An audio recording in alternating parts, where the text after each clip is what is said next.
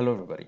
We're going to start a new topic in Microsoft Excel and see how we can use the software to help us do calculations easier and quicker as we did in many topics before. Before we go ahead and start, I'm not going to go into the background discussion of the absorption as a topic because I have done that already in the Aspen Plus series. So if you need to refresh your information or to revise the calculations and how you can calculate the stages and the governing equations and everything, you can go ahead and see this video. I'm gonna put the link to this video in the video description so that you can refresh your information and we don't waste a lot of time. So what we're going to do today is solve an example for absorption where we have a mixture of ammonia and air. It has 10% by mole ammonia. And we are going to remove the ammonia from air using pure water. Using pure water, and this is done at 1 atmosphere.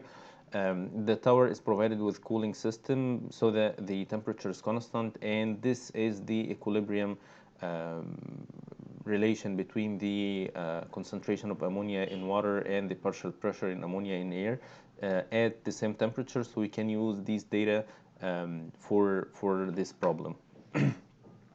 We need to find or design the column that will recover 95% of the ammonia entering with air, which is this 10%. I want to recover 95% out of them, and only 5% will go out with the air.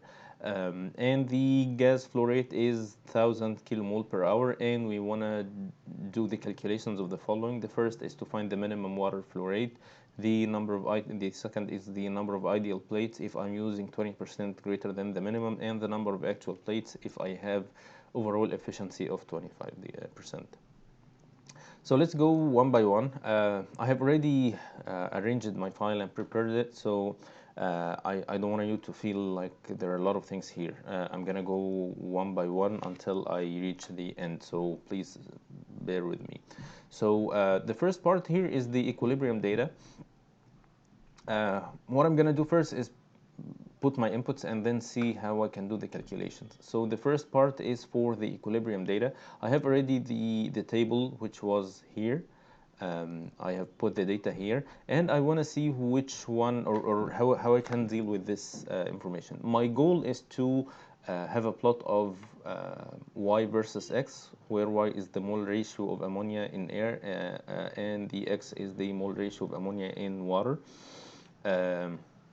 So if we check this, this is the moles of ammonia per mole of water, which is the mole ratio. So this is very straightforward. I'm not gonna do anything with this. So it's gonna be like a piece of cake for me.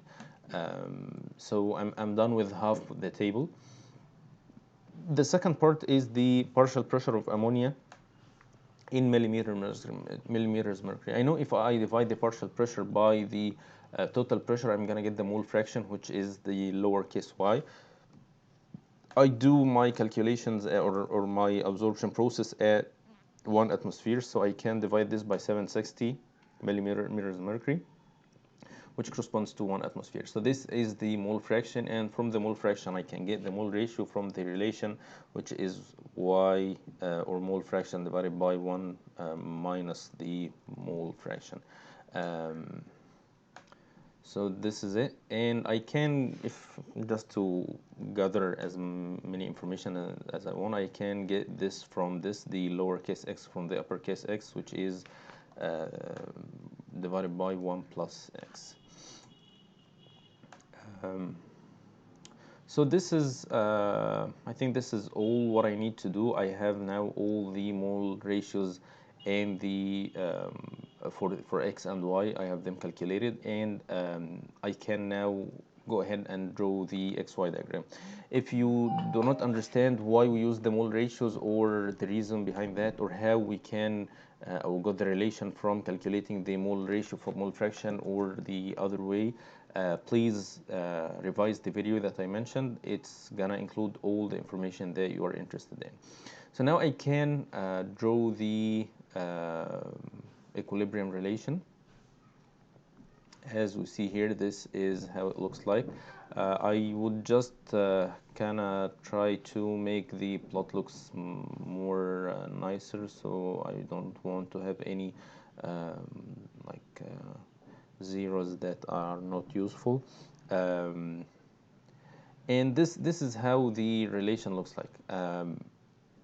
We will see that we need we need first to put um, the axis titles.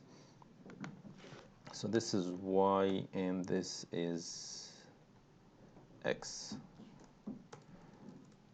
So now there is one thing that I need to do before I leave this part, which is finding the equation that describes this curve. And the reason is that we will need to do some calculations that include the substituting in the equation of the equilibrium curve. So I need to add trend line, and I usually find the second order polynomial the best thing that, or the best type of equation that fits with this kind of equation. So this is how the equation looks like. It has a very good fit. So I'm happy with it now. I can use it confidently in my calculations. So this is the part related to the equilibrium relation. Um, I just not just for the sake of making this look nicer, I want to make it without markers so that I don't have a lot of things here. Okay, so this is now my equilibrium relation. Uh, Now we're done with this. Let's go and see what other inputs that we have. So I know that the feed is 10% methanol, so the Y of the input is 10%. I'm gonna put this here so that we can understand which is A and which is B. So the feed gas is YA, so YA is 0.1. And I know that the solvent is pure solvent, so it doesn't have any ammonia. And now for YB, which is this, I know it kind of very simple calculation. I know that the feed flow rate, which is the V, is 1,000. This 1,000 is 0.1 of them is ammonia, and 90% is water. So the water is I mean the air. So the air is 900, 900, and ammonia is 100. So I'm gonna put it here or write it somewhere else.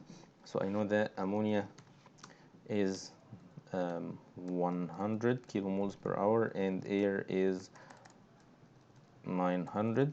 And I know that I want to recover 95% of ammonia in air. So this means that this is the in.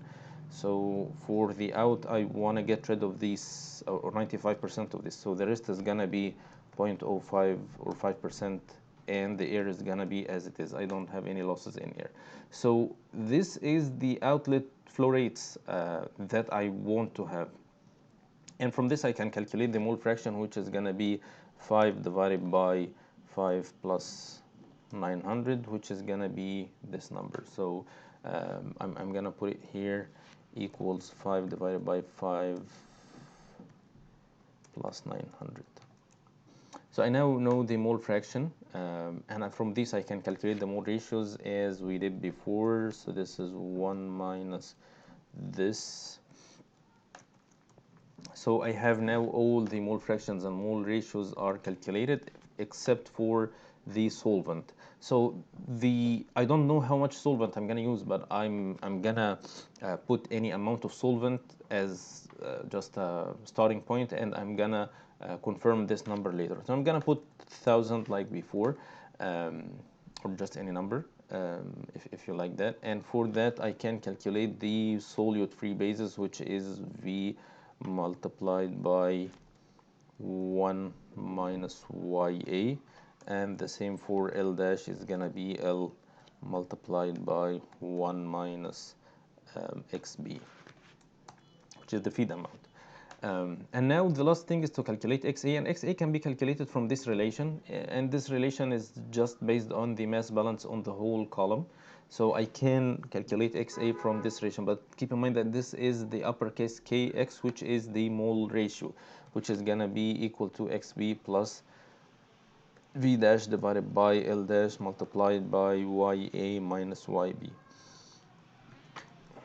So this is the x, and from this I can calculate the mole fraction. I might not need it, but I like to calculate everything because it's not gonna cost me anything. So it's good to have all or as much information as you want or as you can. So now I'm done with this, and I have calculated everything. And now I want to calculate the minimum solvent flow rate. The operating line should have 2 points to start and end with. The first point is XA and YA. The second point is XB and YB.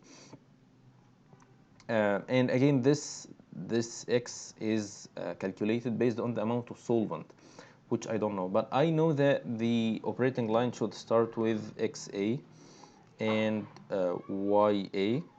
And please don't get confused between the mole fractions and mole ratios. And this is XB and YB. Okay, so now I can draw the, to select data, let's just call this equilibrium, and then add operating line. Oops, and then the x values is this, y values is this, and now I have the line. For some reason, the lines I'm drawing are invisible. They don't have any lines or markers or line color, so I can choose it from here even if I don't see it. And from here I can make the solid line and make it little thinner. So now from this I can see the operating line and the equilibrium curve, and this is the shape I'm expecting. The point here is that this I want to have the minimum flow rate. So it seems that I have more than the minimum, so I have to decrease it. So I can use 900 still. I'm gonna decrease it little by little, so it's now 860. Still, I'm getting closer. 850, 140. So it seems that 840 is the number I'm looking for. So from here, if I zoom in, yeah, it seems that they are intersecting at this point. So it looks like the right value now. So now I'm gonna put this as the L minimum and put the L maximum as L minimum multiplied by 1.2. So this is the operating flow rate. So from the data that or from the requirements that I have here, I have already calculated the minimum water flow rate, which is the first requirement. And now I have the actual flow rate, which is 1 or 20% more than the minimum, which is the number that I have here.